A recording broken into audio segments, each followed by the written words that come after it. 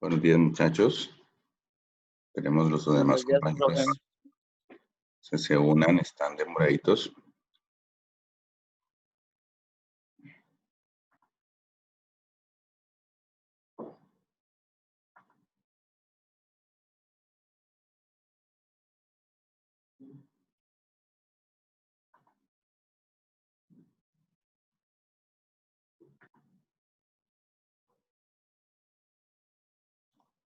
Bueno,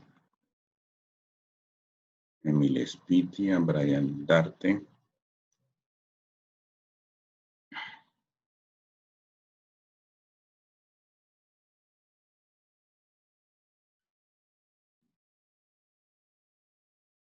Entonces, muchachos, les voy dando la bienvenida al tercer periodo académico. Vamos a trabajar con esta forma de educación remota durante este periodo. Aprovecho de una vez para comentarles que en esta semana, en el transcurso de esta semana y la otra, entonces vamos a estarle recibiendo a algunos estudiantes que no alcanzaron, especialmente en décimo A, que hubo como casi 10 estudiantes que no alcanzaron a entregar actividades de segundo periodo.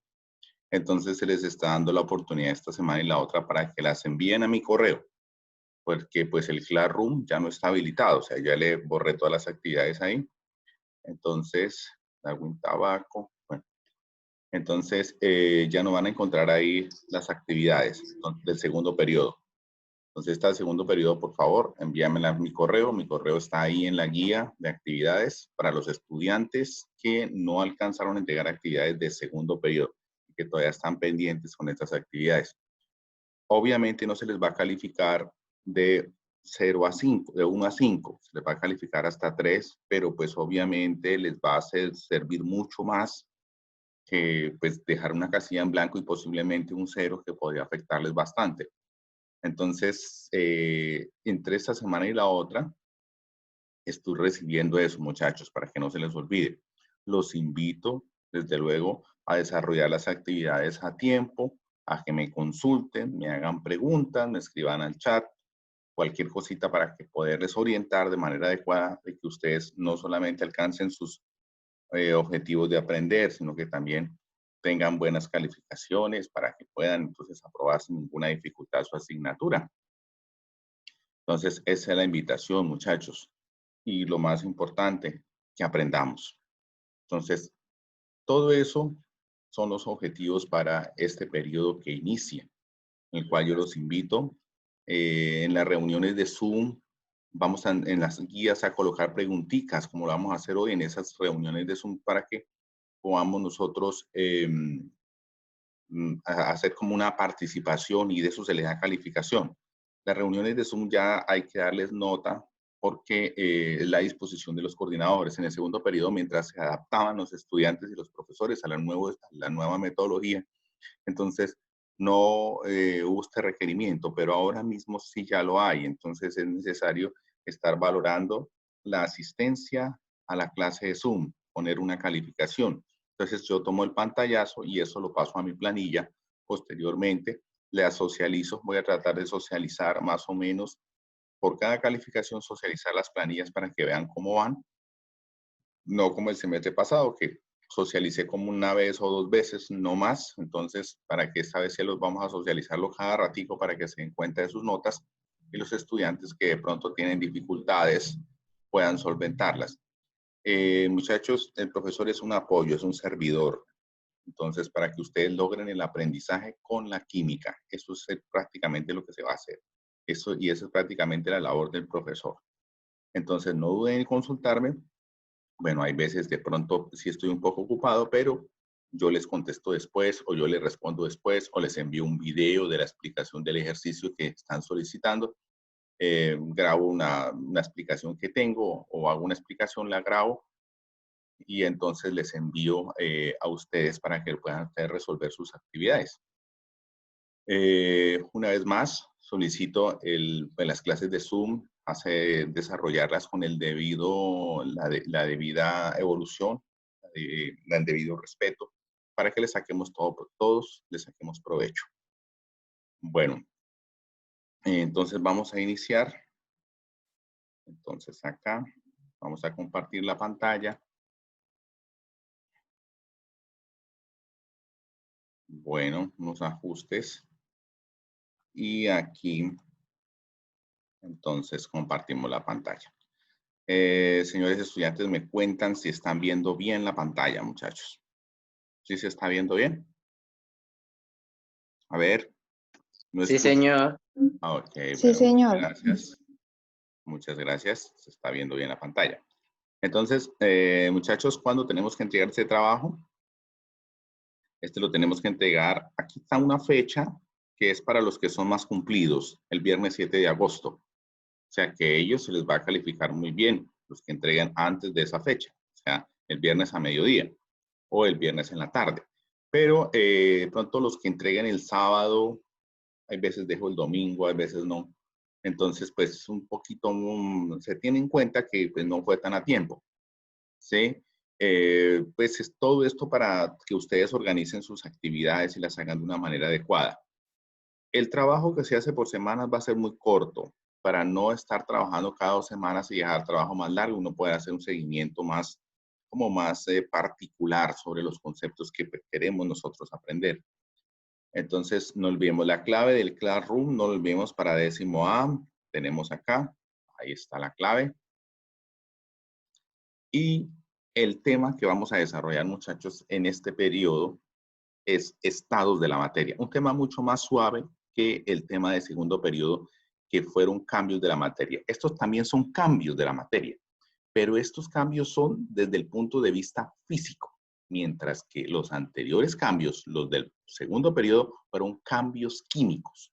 Por eso vimos reacciones químicas y las leyes que gobiernan estos cambios químicos, como son la conservación de la masa y algunas leyes de oxidación, reducción, que nos permitieron describir todos los cambios que ocurrían en la naturaleza. Entonces, el objetivo, que desarrollen un modelo de interpretación de los estados, muchachos. Por ejemplo, si vas a dibujar un paisaje, ¿cómo dibujas el estado líquido? En este caso, el agua. Que vas a dibujar de pronto en la cocina, ¿cómo dibujas los aromas? Que es el estado gaseoso. Que vas a dibujar de pronto la sal de la cocina, ¿cómo la dibujas? Que es un estado sólido.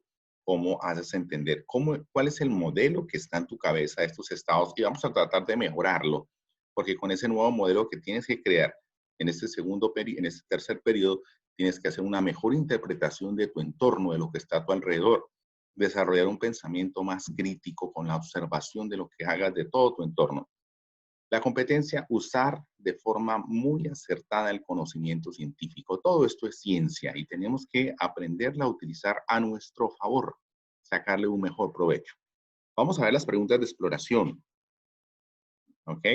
Bueno, muchachos, aquí ya hago una primera pregunta. ¿Por qué crees que las plantas, como las hierbas aromáticas, muy conocidas como por todos, hierbabuena, limonaria, bueno, todas las que hay por ahí, generan olores? ¿Cómo describes ese fenómeno de que las hierbas aromáticas generen olores? A ver, ¿quién me cuenta? ¿Por qué será que estas sustancias, estas hierbitas, todo el tiempo, inclusive las dejamos secar y siguen generando olores? ¿Cuál será la razón? ¿Ustedes qué creen, muchachos? ¿A qué creen que se deba que estas hierbitas generan olores? Recuerden, muchachos, que para que una sustancia la podamos oler, tiene que estar en un estado. ¿En qué estado estará una sustancia para que sea olorosa? Sólido, líquido, gas. ¿Ustedes qué creen? Para que una sustancia la podamos oler, ¿en qué estado tiene que encontrarse? Gaseoso. Correcto. Entonces, pensemos, muchachos, qué es lo que ocurre, que las hierbitas aromáticas siempre generan olores. Sí, las flores también lo generan. Hay algunas plantas que todo el tiempo son olorosas y son olores agradables, ¿no? ¿Qué sucederá ahí? Bien, como los veo tan calladitos, entonces me permito aquí hacer el dibujo de una plantica y la estoy colocando. ¿Y qué es lo que sucede? Bueno, nosotros sabemos que las planticas son seres vivos y están conformados por células.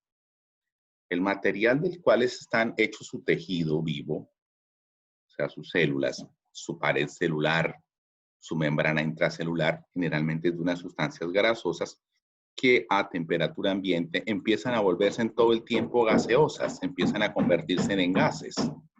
Y al convertirse en gases, ¿qué sucede? Pues fácilmente las podemos, ¿qué? Oler. Entonces, ahí está. ¿Por qué entonces estas hierbitas todo el tiempo generan los olores? Pues precisamente porque estas planticas todo el tiempo desprenden sustancias en estado gaseoso. Ok. Bueno, ahora, muchachos, el segundo punto. ¿Cuál crees que es la razón por la cual un aromatizante, por ejemplo, al baño, o un perfume permanezca mucho tiempo con su olor en el ambiente? ¿Ustedes qué creen? Des en cuenta que hay veces nosotros aplicamos un perfume, un aromatizante y esto permanece mucho tiempo para que huela rico la casa, el baño. ¿Por qué permanecerá tanto tiempo en el ambiente? ¿Ustedes qué creen que genera esto? A ver, ¿qué creen, muchachos? ¿Qué creen que es lo que genera el olor en el ambiente? Recuerden, bueno, esta vez estamos aquí haciendo un sondeo, pero en otras clases recuerden que esas preguntitas así de indagación o de exploración, vamos a darle notica, ¿no? Entonces, a ver, Profe, sí, te escucho. yo creo que primero que todo se debe entender que para que algo huela, eso debe llegar a la nariz.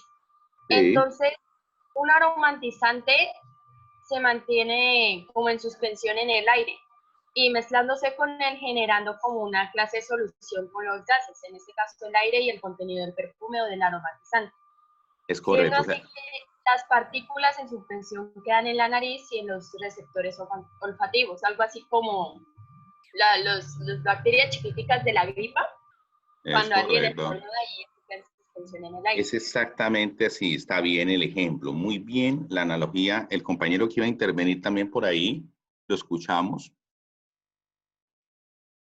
No, profe, ya me Ah, bueno. cayó. Bueno, ok. No, Johanna, no hubieras podido expresar tus ideas. La compañera dice bien. Tenemos que garantizar que permanezca mucho tiempo suspendido en el aire para que lo podamos oler. Nosotros los seres humanos tenemos un sentido del olfato limitado. Es bueno, pero es limitado. Con este sentido del olfato nos permite alejarnos, por ejemplo, de sustancias tóxicas. Un ser vivo que está en descomposición porque murió está arrojando toxinas y nos aleja de ahí porque nos va a hacer daño estar en ese lugar. Entonces, cuando un ser vivo muere, entonces empieza a liberar sustancias como la putrescina, que son sustancias gaseosas, y nos dicen, ahí hay una sustancia, ahí hay algo que huele mal y nos alejamos de ahí. Ocurre lo contrario con estas aves, los chulos que llaman, estos animales carroñeros, huelen esto y entonces se van hacia ese lugar porque la función de ellos en la naturaleza es hacer una limpieza. ¿Ok? Entonces, tenemos que tener muy en cuenta esto. Ahora, recuerden que hay animales que tienen un sentido del olfato asombroso. El perro tiene uno de los mejores olfatos del reino animal, pero obviamente no igual al del oso, que tiene en su cerebro más de 1500 olores guardados. Bueno, ahora, cuando ustedes, sí me van a ayudar, cuando dejamos un recipiente con alcohol en el ambiente, al día siguiente vemos entonces que el alcohol o el nivel de alcohol llegó a la mitad. ¿Qué creen que pasó? Si lo dejamos en el Sí, ambiente, ¿sí? Dime. pues ya que estamos hablando de olores, ¿no? Yo diría como el alcohol tiene un olor fuerte, Sí. al dejarlo en un lugar, por decirlo, cerrado, hace un efecto gaseoso y lo que hace es que el mismo se va disminuyendo. Sí, bueno, sí, es correcto la descripción que estás haciendo, pero falta una cosita más. ¿Sí? ¿Qué creen que le sucedió al alcohol que había ahí?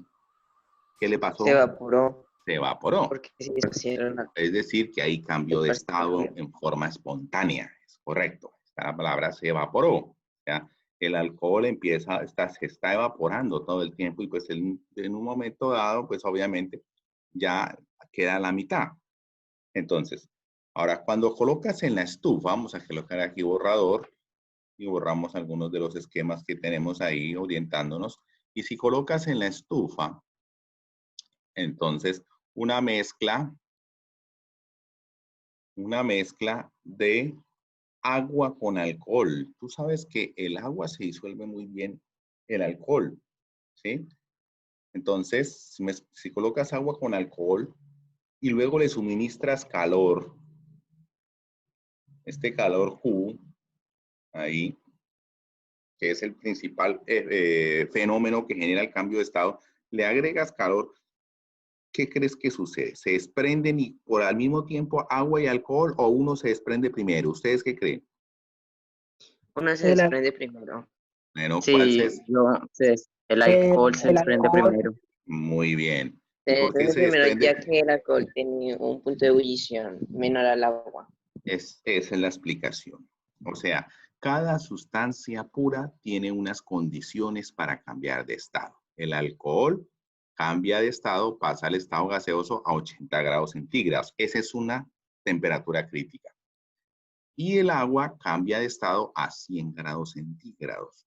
Eso hace una gran diferencia entre estas dos sustancias puras. Y cada sustancia pura en la naturaleza tiene sus propios puntos críticos. Si vemos el agua entonces tiene puntos críticos que son, aquí se me fue el lápiz, tiene dos puntos críticos, como todas las sustancias puras. El agua congela a 0 grados centígrados y el agua hierve a 100 grados centígrados. Esos son los dos puntos críticos del agua. Lo que quiere decir que entre 0 y 100 el agua está en estado líquido. Por encima de 0 o por encima de 100 es líquida. Pero por encima de 100 es gaseosa y por debajo de 0 el agua es sólida. ¿Ya ven? Entonces, si llevamos a la nevera agua, la colocamos en el congelador de la nevera, esperamos un tiempo suficiente para que todo el agua que colocamos ahí esté por temperatura de menor de 0 grados centígrados y se encuentre en estado sólido.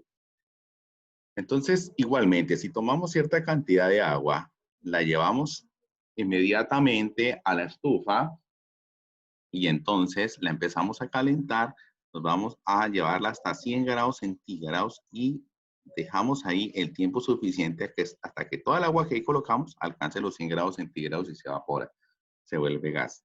De esa manera, entonces, tenemos dos temperaturas para el agua, que son cambios de estado, y le llamamos temperaturas o puntos críticos. Todas las sustancias puras tienen esta misma condición. El hierro, por ejemplo, este metal, tiene un punto de fusión en 1539 grados centígrados, o sea que por encima, eso es una temperatura muy alta. Por debajo de esta temperatura el hierro es sólido, que es la temperatura del ambiente, 25 grados centígrados. Pero entre 1539 y 3000 el hierro es un líquido. Aquí lo tenemos como líquido. Por encima de 3000 el hierro es un gas, como puedes ver. Entonces los puntos críticos del hierro son 1539 y 3000.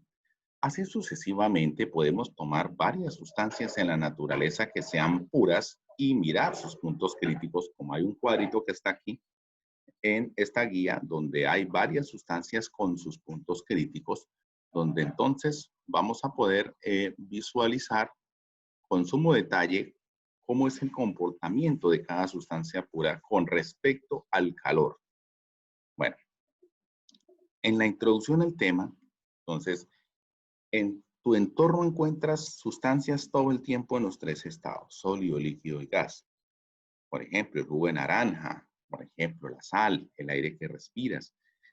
Como hay un ejercicio aquí en el ejercicio del saber que se te dice dibuja, haz un dibujo de un paisaje o de lo que quieras donde represente los tres estados con la simbología que quieras. ¿Sí? Des en cuenta que los artistas durante mucho tiempo han tratado de encontrar la manera de poder representar tanto estados de la materia como formas y figuras como el volumen. Valentina, cuéntame. Valentina. No, profe, disculpe. Ah, ok. Bueno, entonces, aquí hay una descripción de este mapa conceptual. Siempre hago los mapas en este programa que les ayuda mucho. ¿Qué vamos a ver? El primer periodo vimos el segundo periodo, el cambio de la materia químicamente. Es decir, que la materia cambia y se transforma en una nueva sustancia. Eso lo vimos en el segundo periodo. Por eso vimos reacciones químicas. Aquí dice, se representa con reacciones químicas. Ahí no alcanzas. Pero es muy diferente que cambie químicamente a que cambie físicamente. Una cosa, si tomamos una materia como un papel y vamos a efectuarle dos cambios, lo arrugamos o lo rompemos, eso es un cambio físico, porque el papel sigue siendo el mismo. Pero si tomamos el papel y lo quemamos, ahí sí hacemos un cambio químico, porque lo convertimos en una nueva sustancia. Y ese proceso lo representamos con fórmulas químicas. Entonces, en este periodo vamos a trabajar un cambio físico que es el cambio de estado. Y vamos a hablar de todos los estados de la materia en este tercer periodo. Entonces, primero que todo, vamos a hablar de las condiciones de cambio de estado de las sustancias puras, que son las más simples. Bueno, posteriormente, entonces, muchachos, ¿de qué depende que una sustancia se encuentre en un estado u otro? Depende de algo que se llama el enlace intermolecular. Vamos a explicar algo. El caso de la sal, que es sodio-cloro, ¿cómo se une el átomo de sodio con el átomo de cloro? Pues el sodio cede un electrón al cloro que se carga negativamente y el sodio se carga positivamente. Quedan como un imán positivo-negativo. Y voy a hacer el sodio, el átomo de sodio blanco y el átomo de cloro negrito. Ese enlace se llama el enlace intramolecular. Y ese enlace es enlace iónico, en este caso, pero también puede ser covalente para otro tipo de sustancias. Ahora, como consecuencia de ese tipo de enlace iónico y covalente, entonces va a tener una atracción entre moléculas. Y esa atracción entre moléculas se le va a llamar entonces el enlace intermolecular. Ese enlace intermolecular es el que hace que las moléculas se atraigan y pueden hacer que se atraigan mucho o se atraigan poquito. Si se atraen demasiado, te voy a mostrar un poco la de la sal, si se atraen demasiado, entonces quedan muy pegadas y vamos a hablar de estado sólido, porque es una gran atracción. Si no se atraen tanto las moléculas, o sea, prácticamente hay una atracción y a la vez un rechazo, están un poquito más separadas, es porque el enlace intermolecular es muy suave, muy débil. Entonces hay una atracción y un rechazo y esto le llamamos el estado líquido. De arriba es el sólido. Y si no hay una atracción, este enlace intermolecular es muy débil, tanto así que las moléculas están cerca por su débil atracción, pero prácticamente tienen un movimiento independiente unas con otras. Entonces, vamos a ver que van a estar inclusive chocándose unas con otras y chocando con las paredes del recipiente. A esto le llamamos el estado gaseoso. Entonces, todo depende del enlace intermolecular y este enlace intermolecular puede cambiar si nosotros le adicionamos energía. ¿Y qué energía le adicionamos? Calor. Si le agregamos calor, entonces hacemos que las moléculas vibren, tanto así que se van a separar y van a pasar a estado líquido. Si agregamos más calor, van a hacer que vibre más fuerte y van a pasar a estado gaseoso, como estamos nosotros viendo ahí.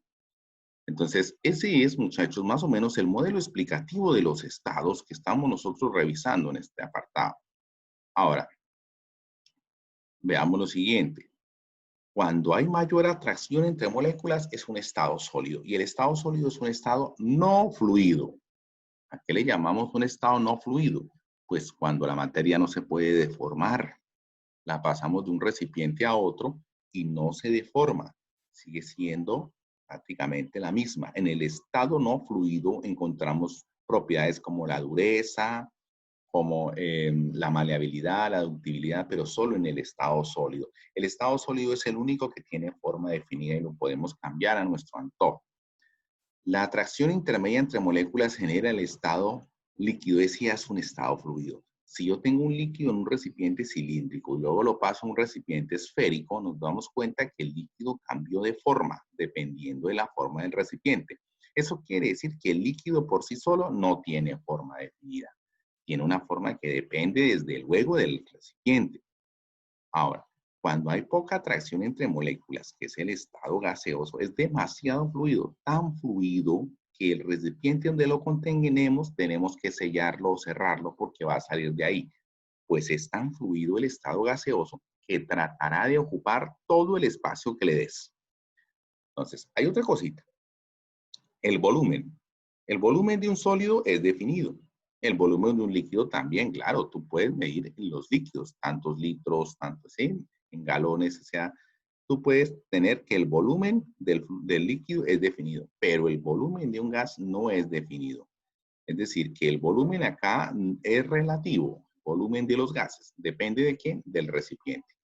Si tú empacas aire dentro de una esfera plástica de pronto unos 10 centímetros de diámetro y tomas ese mismo aire y lo empacas en una esfera 10 veces mayor, te das cuenta que va a ocupar el espacio de la esfera 10 veces mayor de la misma manera. Es decir, que él ocupará todo el espacio que le den y por eso no tiene volumen definido. Son características específicas, muchachos, de estas sustancias que son, de específicas del estado gaseoso y de los diferentes estados.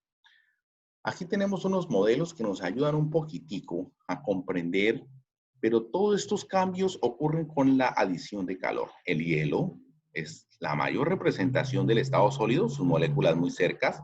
El líquido, sus moléculas un poco más separadas. El gas, ya más separadas. Bueno, aquí en el dibujo, el estado gaseoso no es fielmente las nubes, porque las nubes es una mezcla de estado líquido con estado gaseoso. Por eso es que llueve. Es decir, que el agua queda en finas gotas dispersa dentro del gas de agua, por decirlo así. Cuando se carga mucho de agua en estado líquido, entonces precipita. Ahora, si se separan tanto las moléculas, pueden llegar al estado plasma, es decir, que se separan las moléculas en sus átomos primarios, cationes y aniones, y van a quedar en estado plasmático. Esos son los tres estados, muchachos, que nos referencia la guía ahí y que tenemos que leerla para comprenderla un poquito más. Ahora, algo muy simple aquí. ¿Cómo logramos nosotros cambiar de estado? Agregando energía. Mira el estado sólido, todas sus propiedades que tiene. Si le agrego energía, sus moléculas se dispersan más separadas. El estado líquido, si agrego más energía en forma calórica, tengo el estado gaseoso. Si agrego más energía, voy a tener el estado plasma. Entonces, eso es una representación muy simple. ¿Y qué es cambiar de estado? Cambiar de estado es pasar de un estado fácil, un estado de agregación, a otro estado de agregación molecular. Entonces, eso es lo que es. Pero toda sustancia cambia de estado a una temperatura determinada, a unas temperaturas determinadas, toda sustancia pura, y a estas temperaturas se les llama puntos críticos. Entonces, aquí lo resumimos así. Tenemos el estado sólido. Si le agrego calor, ¿qué voy a obtener? Un estado líquido. Y si le agrego calor, voy a obtener un estado gaseoso. Este cambio de estado, de sólido a líquido, es el que le llamamos fusión. Ahorita vamos a ver un grafiquito que lo expresa muy bien. Fusión. Y este cambio de estado de líquido a gaseoso le vamos a llamar evaporación. La temperatura a la cual ocurre una fusión se llama temperatura de fusión y la temperatura a la cual ocurre una evaporación se llama temperatura de evaporación. Para el agua, la temperatura de fusión son 0 grados centígrados. Es decir, que el agua a 0 grados centígrados, si le agrego calor, pasa a estado líquido. Si le quito calor, pasa a estado sólido. Entonces, aquí tenemos algunas características en la guía, punto crítico, y esta definición, muchachos, que espero la tengan muy en cuenta, el calor latente. El calor latente es el calor que yo adiciono o quito en la temperatura crítica para que la sustancia cambie de estado. Por ejemplo, no basta con que yo tenga el agua a 0 grados centígrados, tengo que agregarle un calor que no va a hacer que la temperatura suba, sino que se mantenga y cambie de estado. Es de la manera siguiente. Hay dos tipos de calores, dos. Uno para que la sustancia suba su temperatura y otra para que la sustancia cambie de estado. Esos son dos tipos de calores. El primer calor se llama calor específico, porque cada sustancia gasta diferente cantidad de calor para subir su temperatura. El segundo se llama calor latente. Claro, cada sustancia pura también gasta una cantidad significativa de calor dependiendo de qué tipo de sustancia para cambiar de estado. Entonces, tenemos un punto crítico de fusión y un punto crítico de evaporación. Vamos aquí a revisarlos más. Estos son los calores latentes, calores específicos y puntos de fusión y puntos de ebullición, para que los tengamos muy en cuenta, muchachos, en el trabajo que vamos a desarrollar. Bueno, ahí lo pueden. En el caso del agua, el calor que utiliza para cambiar del estado sólido al líquido o del líquido al sólido, o sea, el calor de fusión es de 80 calorías por cada gramo. O sea que para fundir un gramo de hielo utilizo 80 calorías. Pero para evaporar un gramo de agua utilizo 540 calorías. El de abajo le llamo el calor latente de ebullición, el de arriba calor latente de fusión. Esto es para el agua. Cada sustancia tiene sus propios calores latentes de cambio de estado. Pero aquí en estos ejercicios de láser vamos a utilizar esa agua para que quede un poquito más fácil. Bueno, los gráficos que nos ayudan a recordar cómo le llamamos de sólido a gaseoso, si hay una sustancia que pase directamente de sólido a gaseoso, claro. Si tú te pones a quemar leña o carbón, al inicio vas a ver que se desprenden vapores. Eso significa que algunas sustancias que tienen, algunos de los componentes que tienen pasan al estado gaseoso directamente sin pasar por el estado intermedio líquido. A ese proceso se llama sublimación. Bueno, el paso del sólido al líquido le llamamos fusión. El paso del líquido al gaseoso le llamamos evaporación o vaporización. Al revés, quitando calor. El paso del estado gaseoso o al estado líquido le llamamos condensación. ¿Sí? Eso ocurre en las nubes. Con la presencia de las lluvias, algunas partes de la nube que es gaseosa también se convierte en líquida. Y el paso del líquido al sólido le llamamos solidificación. ¿Sí? Cuando llevamos el agua a la nevera, la dejamos en el congelador, entonces la solidificamos. Ahora, el paso del gaseoso al sólido sí ocurre, claro. En las nubes nos damos cuenta que el agua pasa en la altura de los nevados, pasa directamente del estado gaseoso al estado sólido. Y esta agua que está sólida se vuelve líquida formando los ríos, llega al mar y en el mar nuevamente regresa a donde? A las nubes porque se evapora. Se encuentra todos los cambios de estado del agua, como los estamos nosotros apreciando. Por ejemplo, en lagos que están muy altos donde hay nieve, podemos ver los 3 estados al tiempo. Bueno, vamos entonces ahora a revisar algunos problemitas. Bien, entonces, veamos este problema que tenemos acá, que nos dice, ¿cuánto calor debo agregar a 600 gramos de hielo a 0 grados centígrados? Mucha atención que aquí me colocó la temperatura de cambio de estado, o sea que ahí lo que voy a utilizar es un calor latente de fusión. ¿Cuánto calor necesito para fundir 600 gramos de hielo a 0 grados centígrados? Para eso utilizo el calor latente de fusión del agua, porque el hielo es agua, que es 80 calorías por gramo. Entonces, me dice que para fundir un gramo de hielo necesito 80 calorías. Para fundir 600 gramos de hielo, ¿cuánto necesitaré? Entonces, utilizo 600 gramos de hielo por factor de conversión, un gramo de hielo que gastará 80 calorías. Y miren entonces aquí cómo cancelo y cancelo y me va a quedar al hacer esta multiplicación 48.000 calorías. Si ahora yo no quiero fundir, sino quiero evaporar, ¿cuánto? 500 gramos de agua. O sea, voy a llevarla a estado gaseoso. ¿Cuánto calor gastaría? Entonces, tengo 500 gramos de agua. Los voy entonces a evaporar.